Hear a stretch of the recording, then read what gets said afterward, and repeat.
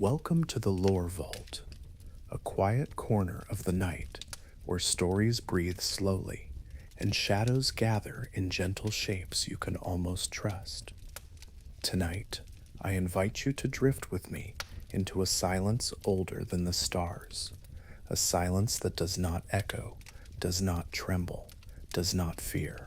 Somewhere beyond the rim of the Imperium, beneath the drifting haze of dying suns, there exists a will that has never slept, a mind without beginning, an appetite without end, and the creature it sends into our reality when resistance must be broken.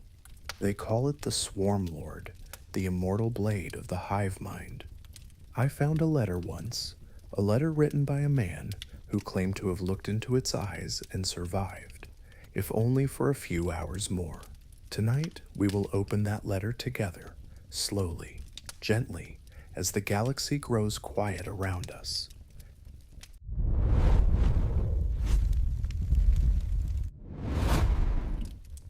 I have spent many years wandering through the quiet corridors of forgotten archives, collecting the fragments of stories that most historians refuse to touch. Some records resist interpretation because they are too damaged, others because they are too disturbing, and then there are records like the ones surrounding the Swarm Lord, documents that seem to darken the air around them the moment you unfold the parchment, as though the memory they carry has weight of its own. Tonight, as I read through these accounts, I feel a familiar heaviness in my chest, a sense that I am once again brushing my fingertips against something not meant for a single mind. But I have come this far, and the night is gentle, so I allow myself to continue. The Swarm Lord, at first glance, appears to be merely a Tyranid commander, another instrument of the Hive Fleet's hunger. That is what the early reports claimed, a larger hive tyrant, perhaps, or some rare mutation. But the more pages I turn, the more I realize those assumptions were only the hopeful illusions of frightened men. The Swarm Lord is no aberration, no lucky twist in the Tyranid genome. It is something older, something deliberate, something designed with a precision that makes even our greatest gene labs feel primitive. When I search for a term to describe it, the word that returns to me again and again is inevitability. Not a creature, not a monster, not even a commander, but inevitability given flesh. A form grown not to exist as an individual, but to act as a conduit, the closest thing the hive mind has to a presence in real space. That is the first great truth hidden in the archives. The Swarm Lord does not think the way living beings think. It does not hold preferences. It does not hunger or hope. It does not dream. It simply carries out the will of something so vast that language breaks apart when it tries to approach the concept. Many inquisitorial xenologists have used the phrase direct avatar, but even that feels insufficient to me. An avatar implies a boundary, a separation between the divine and the physical. The Swarm Lord does not carry the will of the hive mind. It is the will of the hive mind, shaped into bone and chitin, so it may reach into places the abstract intellect cannot. When I imagine its creation, I do not picture a laboratory. I picture a decision, a single, unimaginable decision made somewhere in the silent black between galaxies, long before our species ever learned to kindle fire. A decision that the hive mind needed a hand, and so it made one. The physical construction of this entity is terrifying in its elegance. The exoskeleton is described as a living fortress, a layered defense that shifts and adapts with each rebirth. Reports from Macragge describe its bone plates shrugging off bolter rounds, as though the rounds were no more than drifting dust. Its movements, even under the heaviest fire, are calm and methodical, like a creature that has known battle across millions of years and has long since stopped registering danger as anything more than a mathematical input. The 4 bone sabers it carries are equally unnerving. They are not weapons attached to a warrior, but extensions of the synaptic purpose of the creature, as natural to it as fingers are to us. Their crystalline interiors pulse with unseen power, a rhythm without melody, and everyone who has faced them agrees the blades hum with something deeper than mere biological electricity. Some ultramarine veterans describe a nausea in their bones when the sabers draw near, a subtle dissonance that feels like reality itself pulling away. I find it strangely soothing, in a morbid way, to read how many witnesses described these details in similar language. It suggests that even in terror, human perception is consistent. We all see the same things when we look into the abyss. We simply choose different words to hide the fear. But the quality that sets the Swarm Lord apart most significantly is not its strength, nor its weapons, nor even its psychic force. It is the way it returns. Again and again, death after death, campaign after campaign, it returns with the same cold patience. The records confirm that every time the physical body is destroyed, the memories are transmitted into the hive mind, like data into an endless machine. Then, when the hive fleet requires it once more, a new body is grown for the consciousness to inhabit. The creature does not age. It does not recover. It does not learn in the way mortals do. It accumulates. It builds upon itself like sediment, forming into a mountain. There is a particular note written by an Ordo Xeno savant that I find myself returning to. He suggested that the Swarm Lord experiences death the same way a starship experiences a hull repair, an inconvenience, a delay, a procedure, not an ending, not even a true interruption. I find that thought chilling, but there is a strange comfort in it too.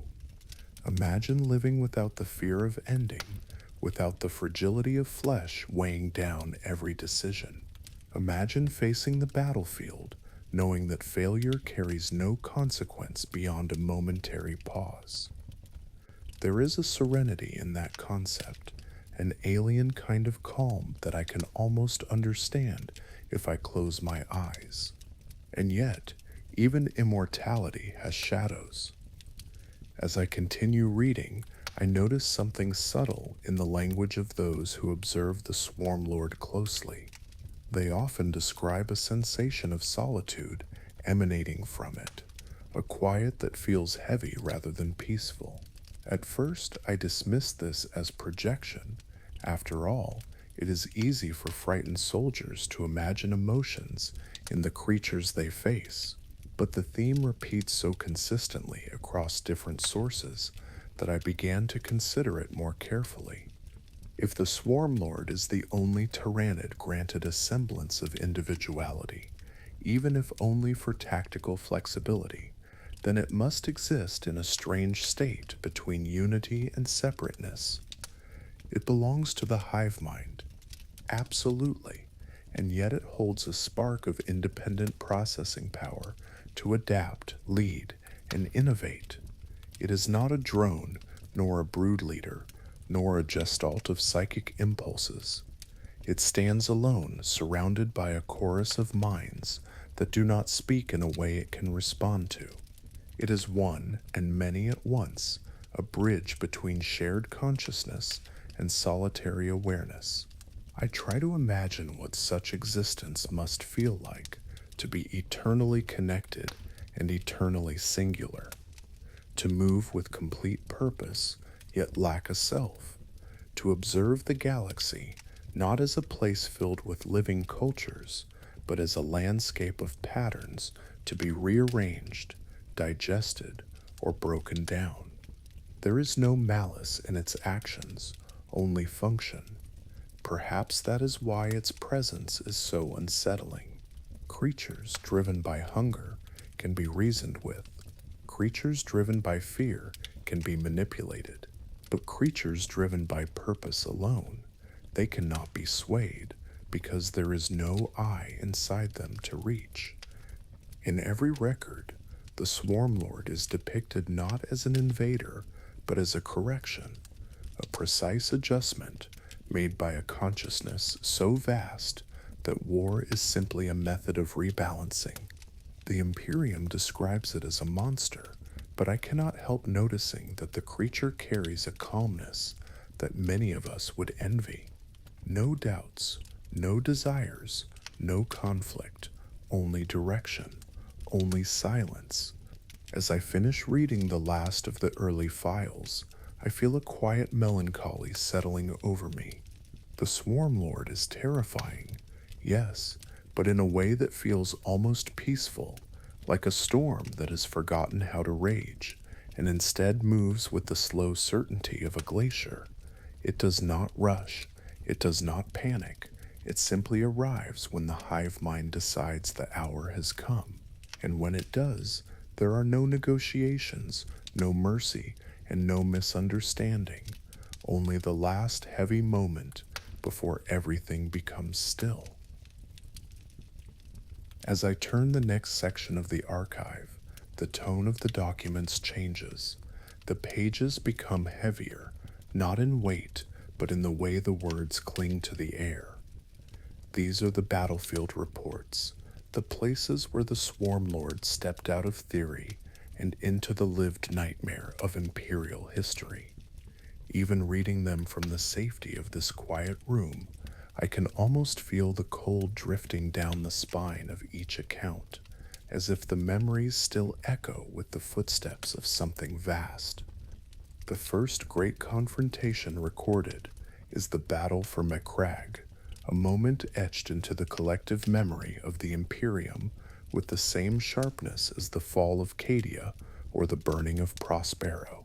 When I read the testimonies from that frozen world, I sense a deep reverence, the kind that soldiers reserve only for events that change them, not victories, not defeats, but turning points, moments where the universe itself seems to pause and observe. Macragge was supposed to be invincible, a fortress world forged by the discipline of the Ultramarines and protected by the legacy of Guilliman. Yet the hive mind does not respect symbols. It does not kneel before legacies. It only weighs the value of biomass and adjusts its course.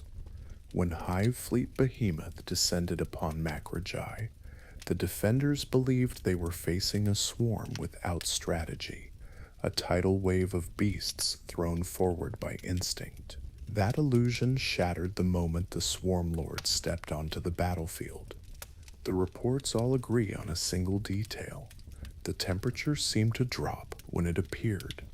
Some describe the feeling as psychic suffocation, others as a quietness so absolute that even the sound of battle felt distant.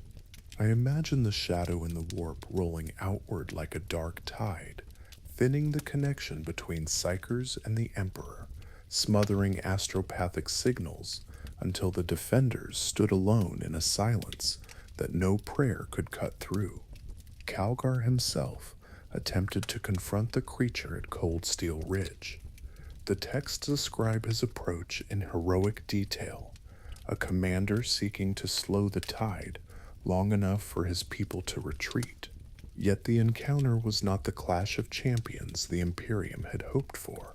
It was a lesson. Every swing of Calgar's gauntlets of Ultramar was answered with effortless parries from the Swarm Lord's bone sabers. The creature did not fight like a beast. It fought like a master who had studied Calgar's movements across a dozen possible lifetimes. Within minutes, it had dismantled the honor guard and left the chapter master broken upon the snow. The Ultramarines won that battle only by sacrificing an entire company and detonating a fusion reactor, and even then, they did not win against the creature, only its temporary shell. As I read that part of the file, I realize something that chills me more than any battlefield description. The Swarm Lord learned from that defeat. It carried the memory of Macragge into its next form, a quiet accumulation of experience that would one day be turned against another foe. To face a creature that remembers your strength better than you do, that is a fear older than humanity. The next theater of war takes us to the Orc Empire of Octarius, a conflict that feels almost unreal in its scale. Even the archives struggle to contain it, as though the ink hesitates to map the chaos of that battleground. The orcs are creatures of pure violence, unpredictable and ridiculous in equal measure, yet undeniably potent. Most armies bleed out in the face of their endless momentum. Most minds crumble when exposed to their anarchic creativity. But the Swarm Lord is not most minds. The reports describe the war as a storm of constant adaptation. The orcs changed tactics not because they strategized, but because they were too chaotic to be consistent. Yet each time they shifted, the Swarm Lord and the Tyrannid Swarm responded with surgical precision. When the orcs tried to overwhelm with weight of numbers, the Swarm Lord reshaped the battlefield. When they charged with speed, new broods appeared that slowed them like mud. When they employed crude but effective firepower, the creature grew adaptations that turned explosions into mere irritations. The duel between the Swarm Lord and the Overfiend is recorded with almost mythic tones. The Overfiend was no simple war boss. He was considered the mightiest leader of Octarius, a monster raised by endless war. Their confrontation was brief, violent, and strangely intimate. The Swarm Lord fought with measured grace, the Overfiend with brutal unpredictability. In the end, the Tyrannid blade found its mark, and the orc fell. But the final act was the most chilling.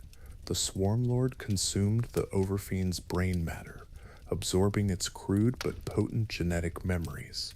It learned from the orcs. It learned their chaos. It learned their ferocity. And it carried those lessons into every battle that followed.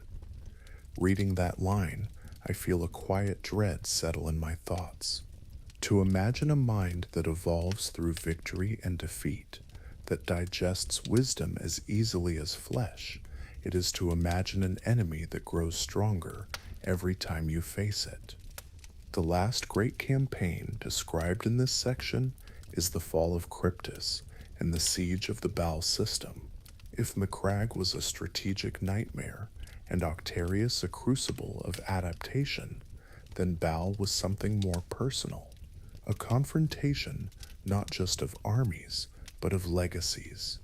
The Blood Angels, with their long tragic lineage, carried a desperation that felt almost human in these records.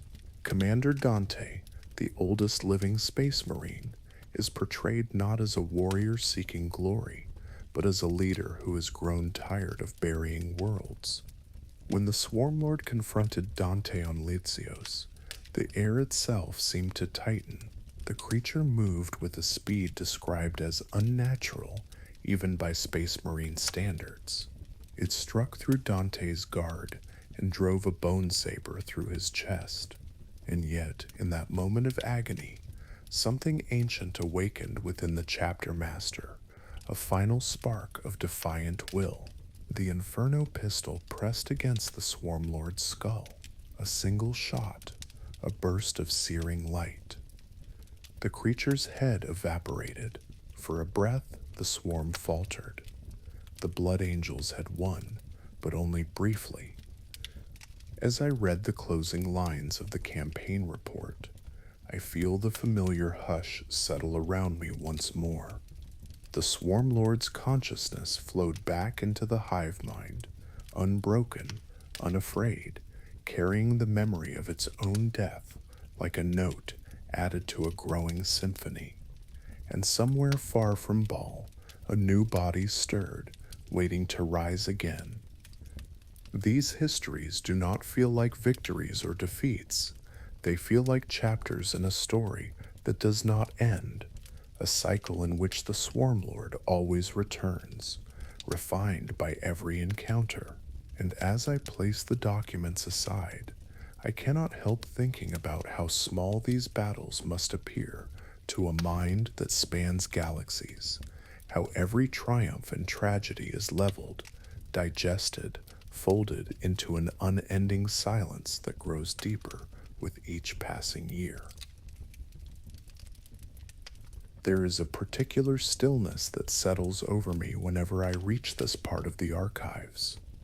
The battle records are violent, desperate, full of the noise that defines the Imperium's long, wearying war against everything that crawls beneath the stars. But this final segment, the philosophical analyses, the unfinished notes, the fragments of journals written by scholars who studied too long, this part feels different. Here the tone softens, the language slows. It is as though every author, regardless of rank or temperament, paused for a moment and allowed themselves to feel something that the Imperium rarely encourages: reflection. I read their words quietly, letting them wash over me like the last warmth of a dying fire. What emerges from these pages is not a story of hunger or invasion, but a story of silence, a silence so complete that even the archives seem reluctant to disturb it. The hive mind, they wrote, is not merely a predator, it is a state of being, an ocean without waves, a consciousness without conflict.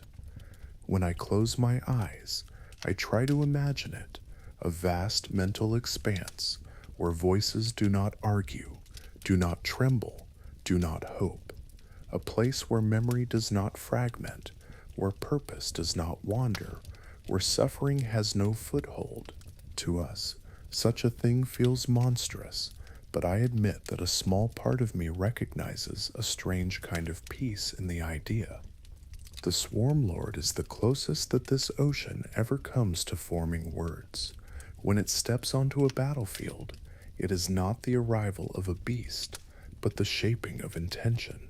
It is purpose distilled into a single form, a messenger carrying the purest expression of what the hive mind desires. And what it desires, above all else, is quiet. Many Imperial scholars insist that the shadow in the warp is an aggressive phenomenon, a psychic suffocation designed to cripple communication and crush psyker minds. But in the old notes, the ones written by researchers long before their work was sanitized, I find a different interpretation. They suggest that the shadow is not meant to attack, but to level, to flatten the violent storm of the warp until nothing stirs within it, a stillness so profound that every scream of the Empyrean fades away, swallowed like a whisper beneath deep water. I find that image strangely soothing. One author described it as a sedation administered to the galaxy before the surgery of consumption begins.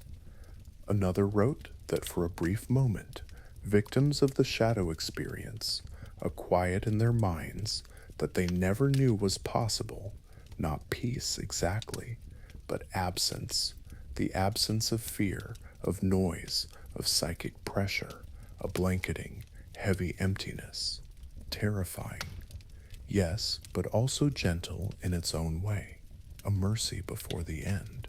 This interpretation recast the Swarmlord in a different light, not merely as a destroyer, but as a herald, a being whose arrival signals that the noise of civilization is about to fall silent.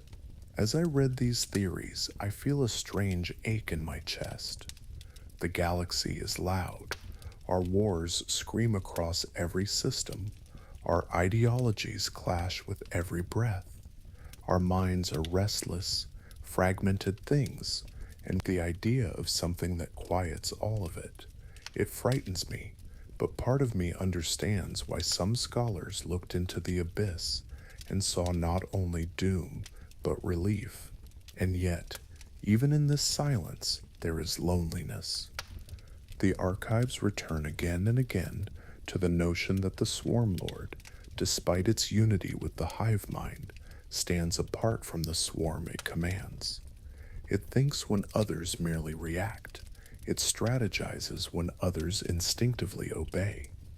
It exists in a liminal state, fully part of the collective, yet isolated by the very intelligence that makes it valuable. I imagine the creature walking at the center of an endless horde, surrounded by millions of lives that do not see it, do not think of it, do not acknowledge its presence. It stands alone within the unity it enforces, the only spark of singular cognition inside a sea of sameness. How heavy that must feel, even for a mind designed to withstand eternity. There is a passage written by an inquisitorial xenologist that haunts me. He proposed that the Swarm Lord feels every command it issues, not as authority, but as burden. Every tactical decision it makes reflects the weight of a species' survival, resting on its shoulders. The hive mind does not feel stress or fear, but the Swarm Lord, existing at the edge of individuality, must carry the complexity of thought that unity does not require. I do not know if this interpretation is correct, but it lingers in my mind like a soft shadow. Even a being of pure purpose can feel alone if it is the only one permitted to think. As I continue reading, the philosophical notes broaden into something almost spiritual.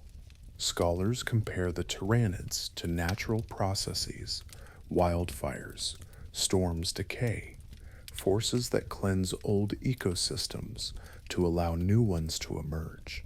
In their view, the great devourer is not a destroyer, but a recycler, a cosmic gardener pruning the overgrown, collapsing empires that cling to life long after their time should have ended. I am not certain I agree, but the metaphor has a quiet beauty to it. After all, our galaxy is ancient, burdened, filled with civilizations frozen in patterns they can no longer escape.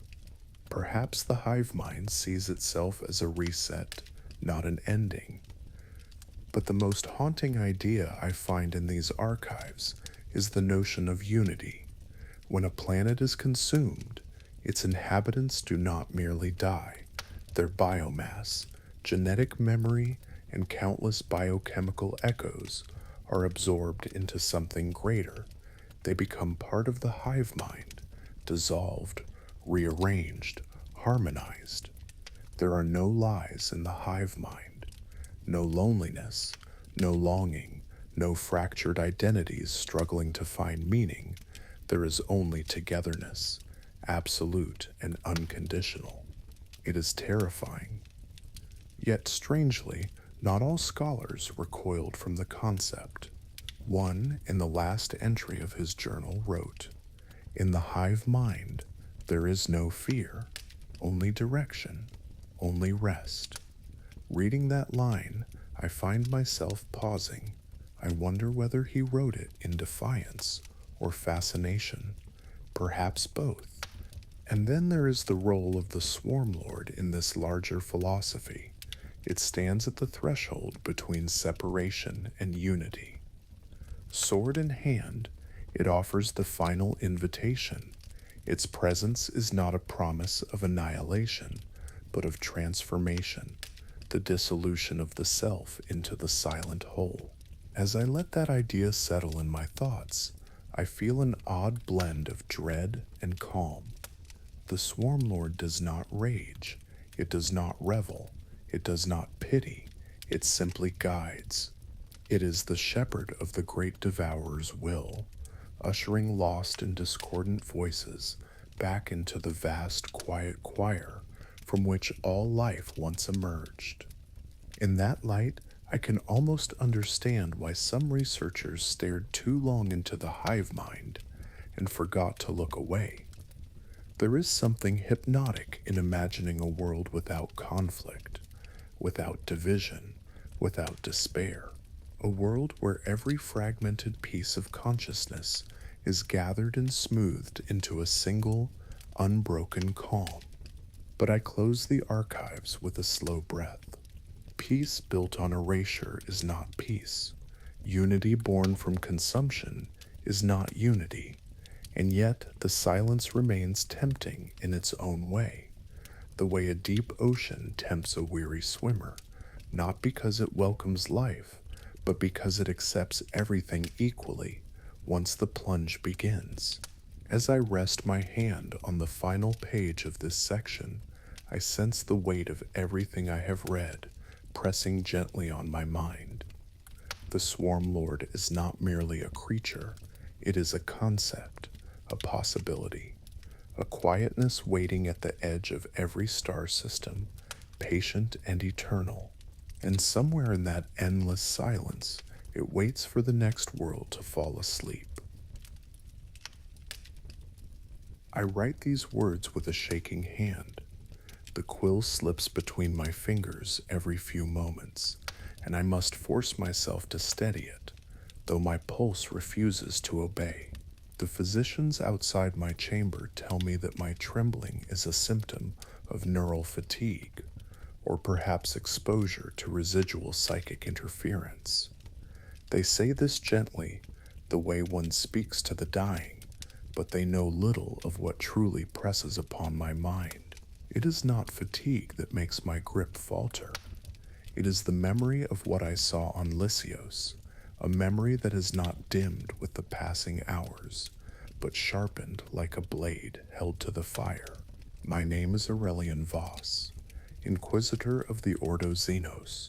If this letter reaches the archives untouched, let it be known that I did not intend it for my own glory, nor for fear-mongering, nor for the petty politics of my order. I write because I must leave behind something true, something unvarnished, before the shadow closes its jaws around me. If I fail, the details of what transpired will rot inside my mind, and the Imperium will face the same horror blind, unprepared, and ignorant. I have been placed in isolation for my own safety, or so the attendants claim. I can feel the sterility of this room, the polished metal walls, the filtered lights, the faint scent of incense meant to steady the nerves. But none of these things matter. I am alone here, and that is for the best. What clings to me is not contagious in the manner of a plague, but there is a heaviness in my spirit that I do not wish to spill onto others. It presses upon my thoughts like deep water. It quiets everything else, and I fear that given time, it will drown what remains of my will. The shadow in the warp is approaching. I can feel it like the way one feels a storm in the bones. Not a sound, not a tremor, but a thickening of the world around me. The air has grown dense. The lights flicker ever so slightly, not from mechanical fault, but from the soft distortion that ripples ahead of the hive mind's gaze. These are early signs, the gentle warnings before the deeper silence sets in. Soon the astropaths will scream. Soon the choirs will fall quiet. Soon the universe around this little chamber will begin to fold inward. Before that happens, I must write. On Lysios, I was granted a vantage point that no one should ever seek. I saw the Swarm Lord approach across the ash-stained plains, its silhouette cutting through the burning horizon like a wound torn in the shape of purpose. I had read of its existence, as all agents of the Ordo Xenos have, but reading a thing and seeing it are distant experiences. The creature is not merely large, it does not inspire fear in the way a towering daemon or a rampaging war engine would. There is no rage in its movements, no indulgence, no frenzy. What I saw was intention, distilled, sharpened, and yet horrifyingly calm. It walked with a patience that felt older than any library any cathedral, any empire. I remember thinking, in a moment of delirium, that this creature had crossed 1,000 worlds before mine, and that if the galaxy burned to embers tomorrow, it would continue walking through the ashes without a pause. When its gaze swept across the field, I felt something in me recoil, not in my body, but in my mind, as though a hand had brushed against the edge of my consciousness, testing its texture. I have stared into the eyes of Eldar farseers. I have interrogated bound daemons and touched the thoughts of psychers driven mad by the warp. None of those encounters prepared me for the suffocating precision of that moment. The Swarm Lord did not see me as prey, nor as threat.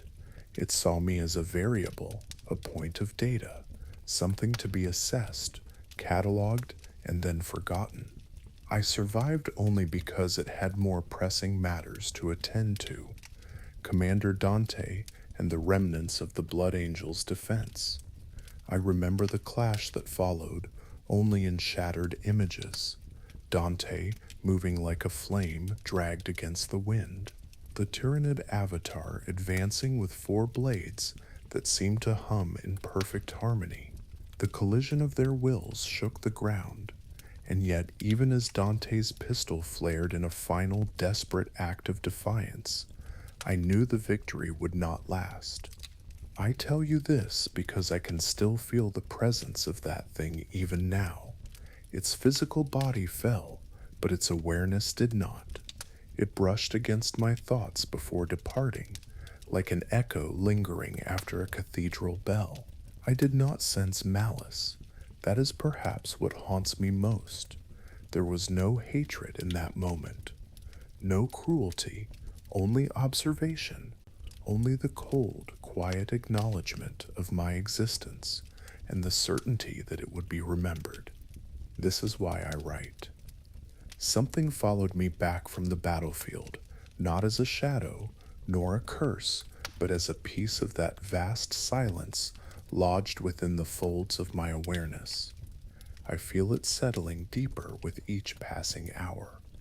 Words come more slowly. The world seems dimmer, as though muffled beneath invisible snow. I speak less now. I hear less.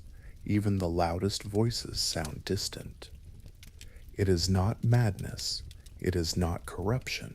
It is something else entirely. I fear that soon I will not think my own thoughts. If they come for me before this letter is completed, if the physicians decide I am no longer fit to remain conscious, I ask that you preserve this document without alteration.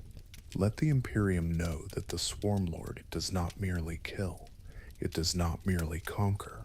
It touches, it evaluates, and when it chooses to remember you, that memory does not fade. My time grows short. The silence is drawing closer. I will continue this letter in the pages that follow, as long as my mind remains my own. If my words begin to fail, let the tremor in my handwriting tell the rest of the story. For now, I remain myself.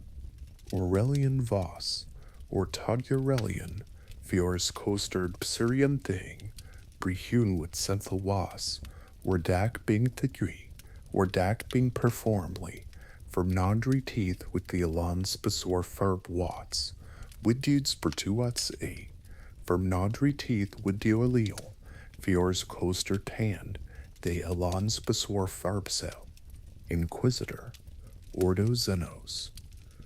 Still alive, still listening, but not for long. I will begin with what I saw first, before my thoughts grew clouded, before the silence began to seep into me. It is important you understand the physical truth before I attempt to describe the other, quieter impressions that followed. Even now, my recollections remain unnervingly sharp, as though the memories themselves resist the erosion that usually comes with trauma. Perhaps that is one of the lingering effects of its presence. Perhaps the memory was never fully mine to begin with. Lysios was already dying by the time I arrived. The air tasted of ash, and the horizon glowed with the dim, smothered red of burning forests. Every hour another Vox report crackled through, each one more fragmented than the last. Some spoke of advancing broods, others of psychers collapsing into seizures. Others still reported nothing, only static, the first sign that the shadow in the warp had begun to tighten its grip. I remember stepping onto the battlements overlooking the plains where the final engagement would take place. From that vantage point, the land looked wounded. The soil had been stripped bare by Tyranid reclamation swarms, leaving the ground in unnatural geometric patterns, as though giant creatures had carved pieces of the world away. Patches of Tyranid biostructures pulsed faintly in the distance, sprouting like malignant growths. I had seen many invasion zones in my years serving the Ordo Xenos, but this was different. Everything felt arranged, organized, intentional, and then I saw it. The Swarm Lord did not appear in a dramatic arrival. It did not roar or thunder or leap from the sky like some terrible monster out of an ancient saga. It simply walked onto the plains as though it had always been there. Its presence did not change the landscape. It revealed the truth of the landscape. Everything around it fell into context. The broods arrayed behind it settled into formations that had not existed moments prior. The Chiton towers pulsed in time with its steps, and even the wind seemed to shift direction, as though aligning itself with its advance. Its body was immense, yet not cumbersome. The exoskeleton was layered in deep, muted shades of bone and chitin, each plate overlapping with the careful precision of master-crafted armor. The creature's four sabers, those crystalline, nerve-fused things, elongated with a slow, deliberate motion, unfolding like the petals of some nightmarish bloom. The sabers did not shine. They absorbed light. Their edges remained impossibly clean, almost serene, as though untouched by the filth of the battlefield. Its head was the part that unsettled me most. Not the mandibles, nor the ridged crown, nor even the cluster of sensory pits marking its brow, but the eyes, if they can even be called that. They were not windows into a creature. They were openings into stillness. When they moved, they did so without urgency, without curiosity, without emotion. The gaze was never wandering. It was assessing, calculating. I felt, in a single cold instant, that it was evaluating every living thing on the plane, arranging us into positions in its mind, not as foes, but as elements of an equation. I know this sounds impossible, but I swear upon the Emperor's light that in that moment I felt myself categorized. When it turned slightly toward me, though the distance between us was enormous, I experienced a sensation I have never known before. It was not fear. Fear is loud, frantic, and immediate.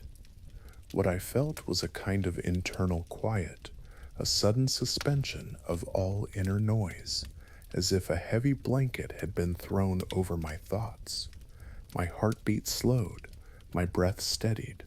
I became painfully aware of my insignificance. The bridge crew accompanying me did not feel what I felt. I saw terror in their faces, anger in others, resignation in a few, but none of them exhibited the stillness that took root within me. Even now, I cannot determine whether this was because the Swarm Lord singled me out, or whether I simply attuned myself too readily to the shadow closing around us. As the creature advanced, the lesser Tyranids responded with mechanical coordination. Gaunts poured across the plains in a tide so synchronized it seemed as though their limbs were guided by a single invisible puppeteer. Warriors repositioned themselves with clinical precision. Even the bioartillery adjusted its angles without vocal commands. Everything moved in harmony with the slow, unwavering cadence of the Swarm Lord's stride. I watched as it raised one of its sabers slightly, a motion so small it might have gone unnoticed. Yet at that motion, an entire flank of the swarm shifted its formation. It did not bark orders or roar commands. It did not need to. The hive mind spoke through every twitch of its limbs, every tilt of its head, every breath it issued. The creature was not commanding an army, it was conducting it. I observed this in silence, my mind heavy with unwanted clarity. In that moment, it struck me that the Swarm Lord was not the strongest of the Tyranids, nor even the fastest, but it was the most deliberate.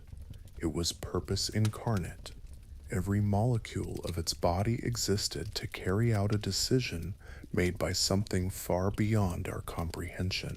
It did not decide the flow of battle. It was the flow of battle. I will admit something now that I dared not confess to the attendants outside my chamber. I felt a kind of awe. Horrible, cold awe, but awe nonetheless. I had spent decades studying patterns, strategies, and the psychology of the alien. Yet in that creature's movements, I saw something otherworldly, a silent will that did not concern itself with fear or pain or doubt. It acted with the calm confidence of a being that had died 1,000 times and returned from each death stronger, wiser, more refined. When it finally engaged with Dante and the Blood Angels, I felt the psychic atmosphere shift, thickening like a storm cloud collapsing inward. Even from a distance, the pressure pressed against my skull. The sabers sliced through the air with elegant certainty, leaving faint distortions in their wake. I watched the final duel through a haze of dread, unable to look away. And then it happened, the single shot that obliterated its skull. But even as its body fell, I sensed no release, no victory, no triumph. The same terrible quiet, as though somewhere else, in the dark between stars, something had simply opened its eyes again. I will continue with what came after, what I felt, not what I saw in the next layer.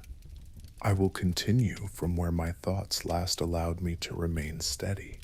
If my handwriting begins to sway again, it is because the silence inside me keeps deepening, settling over the memory like drifting ash. But I must push through it, not for clarity, but for truth. When the Swarm Lord fell under Dante's final strike, the battlefield entered a strange, suspended state. I remember clearly the sound of the pistol discharging, the sudden burst of heat against the cold Lysian wind, the bright point of annihilation blooming at the creature's skull. Its body collapsed with a weight that shook the ground, and for a heartbeat I believed I had witnessed something meaningful, a moment of triumph, the kind that Imperial strategists cling to like prayer beads. But the feeling did not last. As its corpse sank into the dust, a presence withdrew. I do not mean vanished. Vanishing implies an ending, a rupture, a final severing. What I felt was more like the gentle retreat of a tide, pulling away from the shore, not because it was forced to, but because it had finished observing that particular stretch of coast. A part of the battlefield grew empty in a way that had nothing to do with the fallen body before us. Something had leaned away from our world. It took me several seconds to understand that the emptiness was not external. It was inside my mind. Moments earlier, when the Swarm Lord had swept its eyes across the plain, something had brushed against me. Something faint, colder than fear, softer than a whisper. I realized with a clarity that sickened me that the same presence had recognized me again as it withdrew. Not intimately, not personally, merely the way a mathematician recognizes that a number has shifted position within an equation. I was marked. The realization came not as panic, but as quiet certainty. I felt something align within me, the same way the tyrannid broods had aligned themselves with the creature's movements. A subtle tug, not strong enough to control me, but unmistakable in its direction. It was not instruction, it was not invasion, it was orientation, a gravitational pull of thought. I must emphasize this. The hive mind does not communicate. It does not intrude. It does not tempt or corrupt or seduce. Those verbs belong to the warp, to daemons, to entities that crave interaction. The hive mind neither craves nor acknowledges such things. It does not engage with individual consciousness. It reshapes the medium in which consciousness floats, the way heat reshapes water, the way magnetism orders iron filings. I felt that ordering begin inside me. At first it was only a soft quieting, the mental noise that accompanies fear, anticipation, and uncertainty simply faded. My pulse slowed. The tremor in my thoughts eased. I felt strangely steady, as if all the conflicting currents of my mind had been smoothed into a single gentle flow. There was no comfort in it, but neither was there terror. It felt unnatural precisely because it felt so natural, like a state I had never known, yet recognized instinctively. As the blood angels regrouped and the surviving officers shouted orders, I stood in stillness. Not shock, stillness. My thoughts drifted with an ease that should have alarmed me, yet did not. It was only later, much later, that I understood the gravity of that calm. The hive mind had touched the edges of my awareness. Not deeply, not forcefully, just enough to create a resonance, a psychic fingerprint, a thread that hummed very softly beneath my conscious mind. I tried to ignore it on the transport ship. I tried to drown it in litany during the medical evaluation, but the hum remained, a vibration, barely perceptible at first, growing more distinct as hours passed. Not painful, not intrusive, only present, constant, patient. I know what you must think reading this, that I am describing the onset of madness. But madness is disordered, fractured, spiraling. This was the opposite. My thoughts became more linear. My emotions flattened. My sense of self began to detach, not violently, but gently, like a leaf pulling free from a branch. What unsettles me most is how natural it felt. I have interrogated psychers broken by demonic whispers. I have studied the minds of cultists who believe themselves enlightened. This was nothing like them. There was no voice, no suggestion, no ideological lure. The hive mind does not bargain with the prey it intends to unmake. It has no need to. Its silence is enough. As the hours passed, I began to understand something that chilled me deeper than the sight of the swarm lord itself. The hive mind does not see individuals. It sees patterns, movements, clusters of potential choices, and outcomes. And for a reason I still cannot explain, I became one of those patterns. Not because of who I am, but because I was present, watching, still, receptive, at the moment its avatar died. Perhaps it marked everyone on that battlefield. Perhaps only a few. Or perhaps it only marked those whose minds did not recoil quickly enough. But I felt it. I still feel it. There is another truth I must write. Even though shame urges me to omit it, a part of me stopped resisting, not in surrender, not in acceptance, simply because resistance requires energy, and the silence within me drained my will to struggle. The quiet felt so vast, so all-encompassing, that fighting against it seemed as futile as shouting at an ocean. I am not yet lost, I am still myself, though that claim grows more fragile with every passing hour. But I cannot deny that something inside me has been shifted into place, a piece that does not belong to me, yet fits too perfectly. The hive mind is not reaching for me, it is waiting. What it waits for, I do not know, but I can feel the pull, subtle and unwavering, as though the silence inside me is preparing a space for something larger. I will describe the final sensation, the warning that rose within me, even as the quiet deepened. In the next layer, I fear that completing it may cost me the last piece of myself that still remembers how to resist. I will write this last part as steadily as I can. My hand grows heavier, as though each line drags a weight behind it. The silence that once nestled gently at the edge of my consciousness has begun to thicken. It presses inward now, not with aggression, but with the inevitability of nightfall.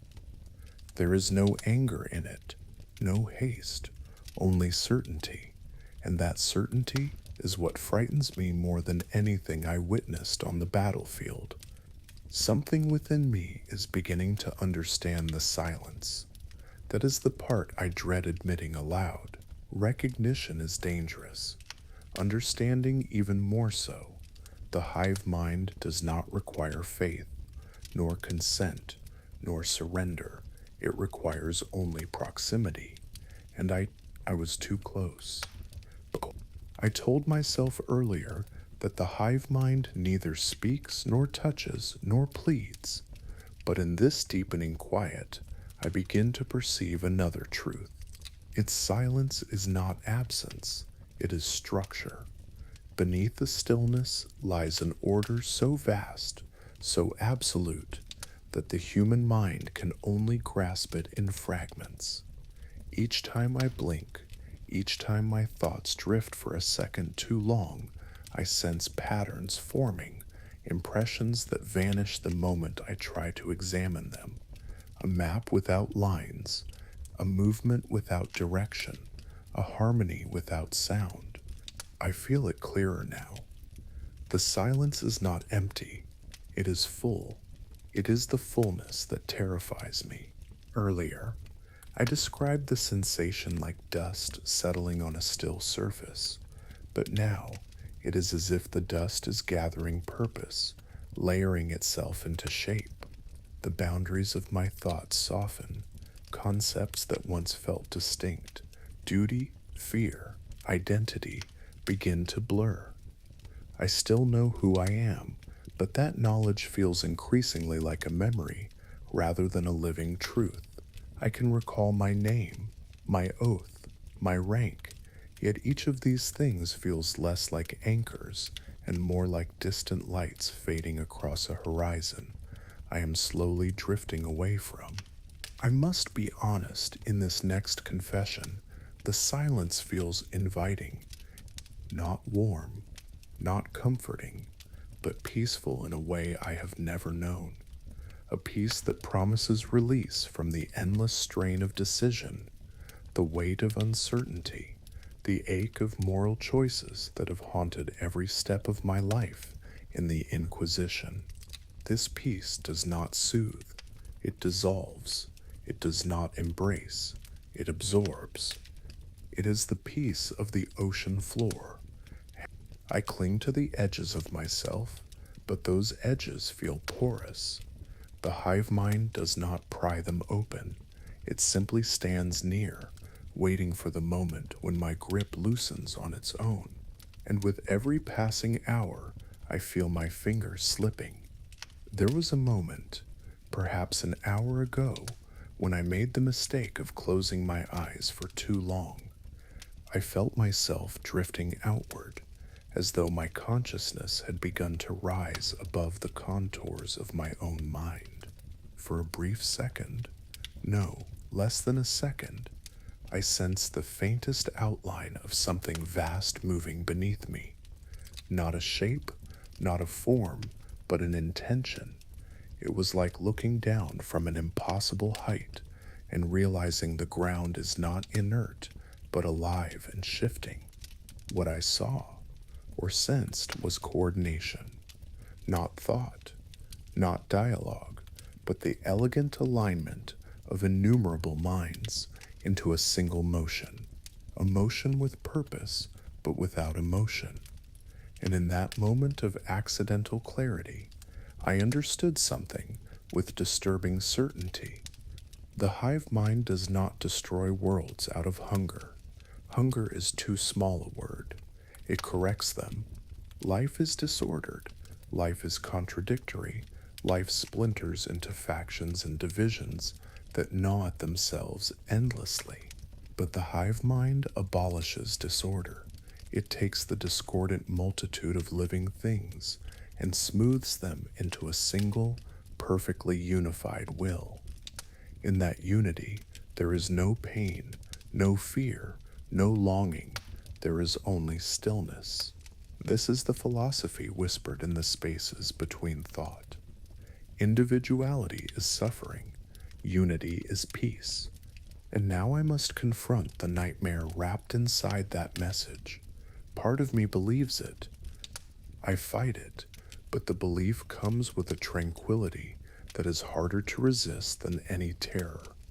The more I resist, the louder my mind becomes.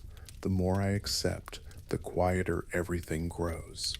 And somewhere deep in that quiet, I sense the faint rhythm of something approaching, not physically, but psychically, as if the silence itself is stepping closer. I have begun to wonder if the hive mind marks certain individuals not for consumption, but for observation. People whose minds are suited for early resonance, perhaps psychers, perhaps strategists, or perhaps those who, like me, have spent too much of their lives seeking patterns in the unknown. We peer into the dark long enough, and the dark eventually peers back. I know now that when the Swarm Lord turned its gaze toward me, it did more than evaluate my battlefield worth. It pulled a thread, a single thin thread, that now connects me to the will that shaped it. That thread has not tightened yet, but I feel the tension increasing, a subtle pull, a calling without sound. If the shadow in the warp reaches this station, I do not know what will become of me. I fear that the quiet will deepen into something final, not death but dissolution, a soft unraveling of my selfhood, leaving behind only the faint echo of a mind that was once mine. And yet there is something else, something I have not written until now, because it seemed too ghastly to acknowledge.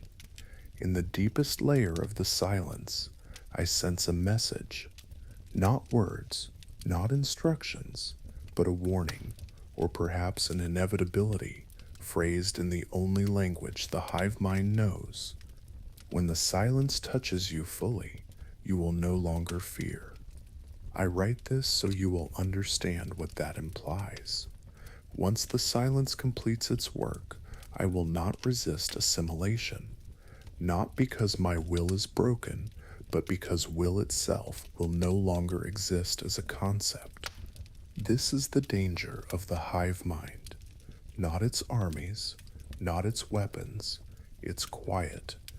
The silence does not conquer by force, it conquers by ending the struggle within. And so, I offer this final warning before I lose the ability to warn at all.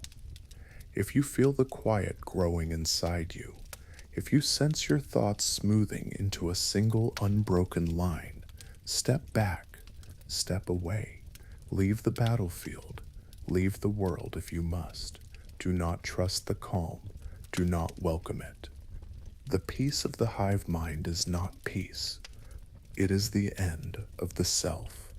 I will try to finish this letter before the last of me fades into that stillness. The next page may be my last effort to speak as Aurelian Voss, but I feel the silence leaning closer. Alier no play, and I do not know how much longer I can remain apart from it.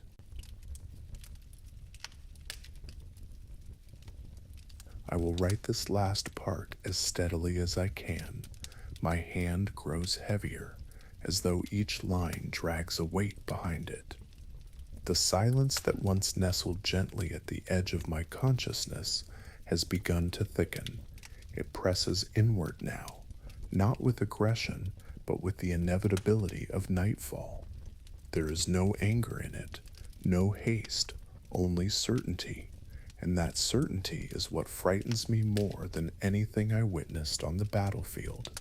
Something within me is beginning to understand the silence. That is the part I dread admitting aloud. Recognition is dangerous, understanding even more so. The hive mind does not require faith, nor consent, nor surrender. It requires only proximity, and I was too close.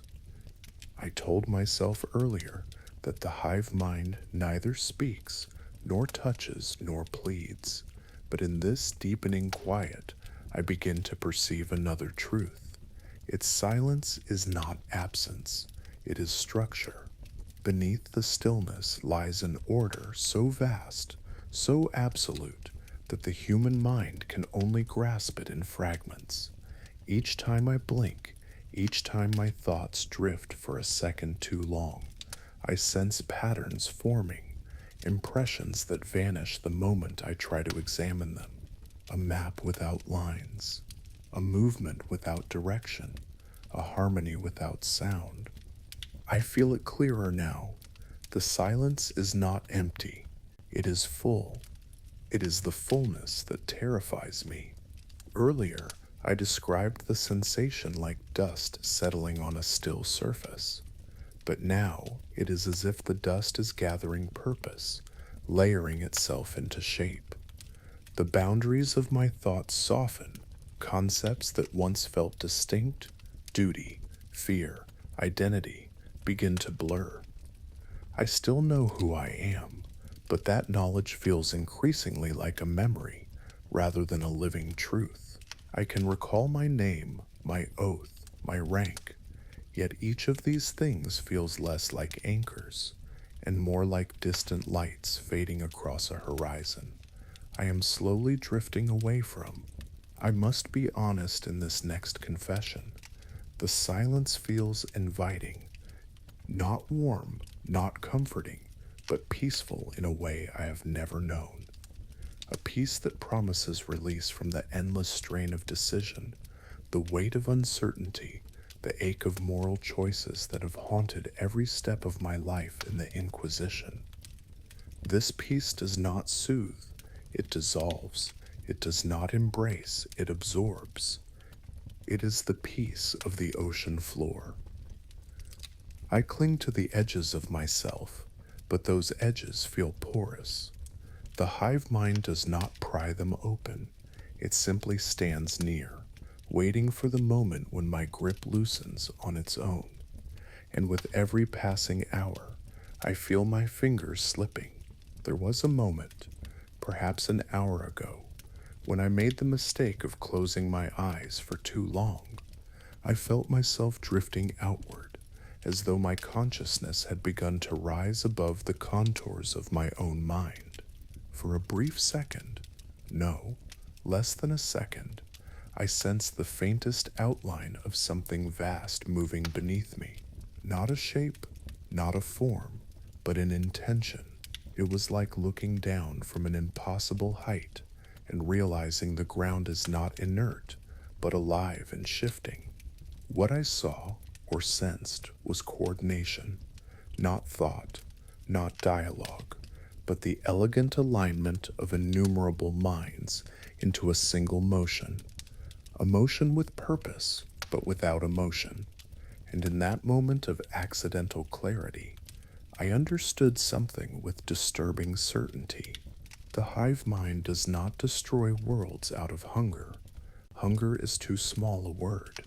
It corrects them. Life is disordered. Life is contradictory. Life splinters into factions and divisions that gnaw at themselves endlessly. But the hive mind abolishes disorder. It takes the discordant multitude of living things and smooths them into a single, perfectly unified will. In that unity, there is no pain, no fear, no longing. There is only stillness. This is the philosophy whispered in the spaces between thought. Individuality is suffering, unity is peace. And now I must confront the nightmare wrapped inside that message. Part of me believes it. I fight it, but the belief comes with a tranquility that is harder to resist than any terror.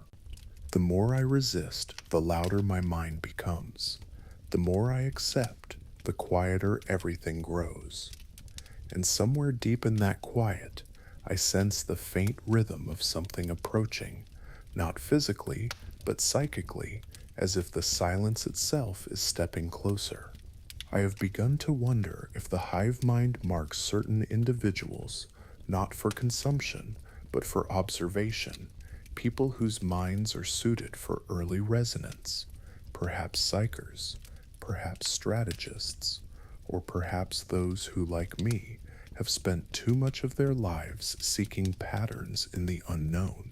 We peer into the dark long enough, and the dark eventually peers back.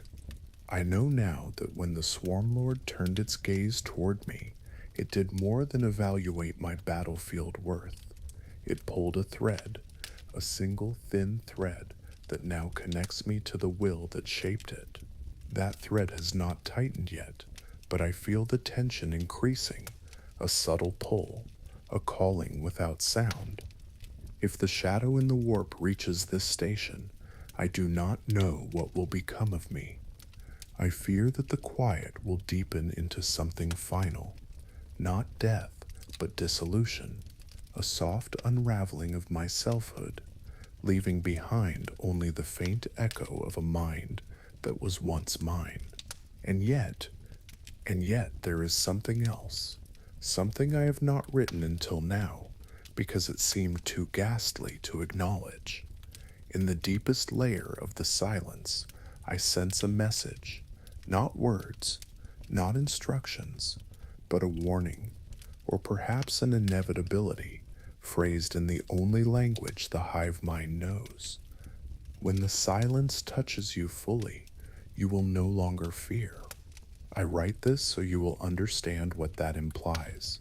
Once the silence completes its work, I will not resist assimilation, not because my will is broken, but because will itself will no longer exist as a concept.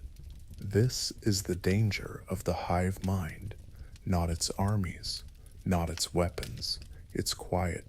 The silence does not conquer by force. It conquers by ending the struggle within. And so I offer this final warning before I lose the ability to warn at all. If you feel the quiet growing inside you, if you sense your thoughts smoothing into a single, unbroken line, step back, step away, leave the battlefield, leave the world if you must. Do not trust the calm, do not welcome it. The peace of the hive mind is not peace. It is the end of the self.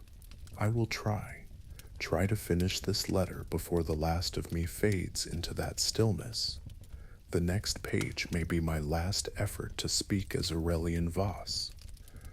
But I feel the silence leaning closer, and I do not know how much longer I can remain apart from it. You're so strong. I place the letter down slowly, letting the quiet of the room settle around me. Even now, after reading the final lines of Aurelian Voss's handwriting, my breath feels a little thinner, as if the silence he described has somehow passed through the parchment and settled lightly across my thoughts. It is an illusion, of course, or at least that is what I must tell myself. But impressions like this linger, especially when the mind has wandered through something so heavy, so intimate, and so close to the edge of another consciousness. I return to the first page and begin reading again, this time not as a witness, but as an interpreter. Voss was many things: a scholar, a hunter of the unknown, a man hardened by decades of confronting what should not be confronted. Yet in these final lines he became something rare, honest. Honest in a way no inquisitor allows himself to be during life. There is truth in fear, just as there is truth in the silence he described, and my task now is to sift through those truths and extract what may yet serve the Imperium, or at least those who still cling to individuality beneath the long shadow of the hive mind. The first question that rises clearly is this: what did the Swarm Lord see in Aurelian Voss? We know the creature does not think as mortals do. It does not choose. It does not prefer. It does not contemplate. And yet, the moment Voss described, that faint brush of recognition, the subtle marking, aligns with patterns observed in several previous encounters. The Swarm Lord has, on rare occasions, shown brief attention to individuals who did not pose tactical significance. A psyker here, a strategist there, a scholar once. Never enough to form a pattern, and yet too many to dismiss entirely. The hive mind is vast, but vastness does not preclude precision. Perhaps its attention is drawn to observers, to those who watch too closely, who attempt to understand rather than merely flee. There is a danger in observation. To see deeply is to open the mind, and when one stares into something as immense as the hive mind, the mind becomes a surface upon which reflections can form, and reflections, even faint ones, can be marked. Voss became a reflective surface. The second truth concerns the nature of the silence he described. Inquisitorial doctrine treats the shadow in the warp as a purely destructive phenomenon, psychic smothering, signal disruption, sensory annihilation. But Voss revealed something deeper, a psychological component that the Imperium has ignored. The shadow does not merely deafen the mind, it simplifies it. The warp is chaos, emotion, memory, noise, a churning sea of the soul. The hive mind, by contrast, is order without freedom, unity without self. When its shadow falls over a living creature, some begin instinctively aligning with that order. The more perceptive the mind, the more susceptible it becomes to the quiet. This is not corruption. It is synchronization. Voss did not lose himself to madness. He lost himself to coherence. This distinction chills me more than any demon's whisper. Madness can be treated, demonic influence can be purged, but coherence, the gradual erasure of individuality beneath a perfect silent pattern, cannot be fought with faith alone. It must be resisted thought by thought, noise by noise, until the mind's jagged edges refuse to smooth themselves into the shape of something not human. Voss fought, but not loudly enough.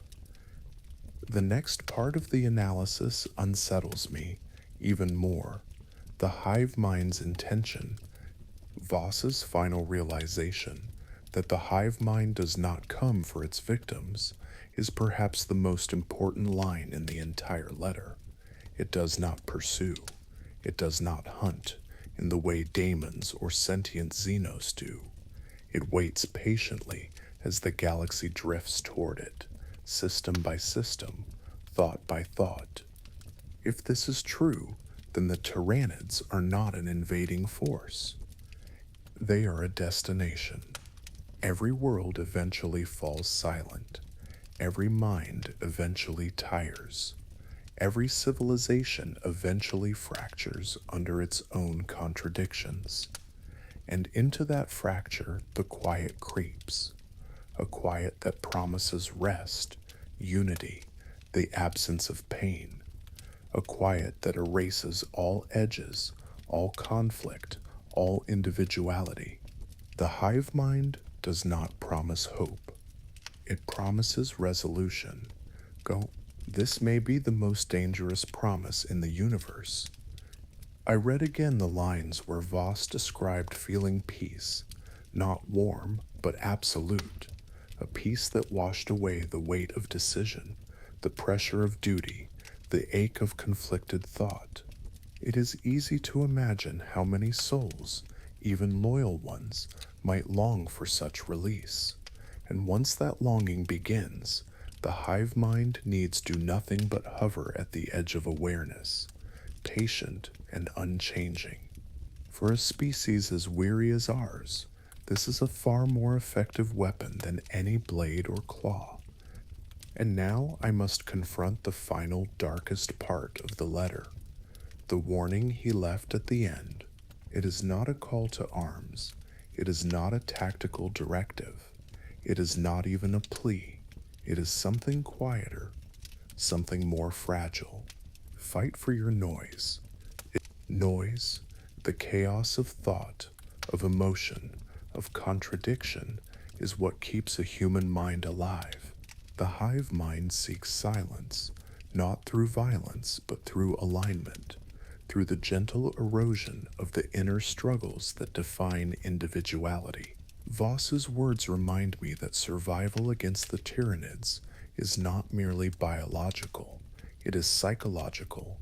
To remain human in the shadow of the hive mind is to embrace the dissonance within ourselves, to cling fiercely to the fragmented, jagged nature of our own thoughts.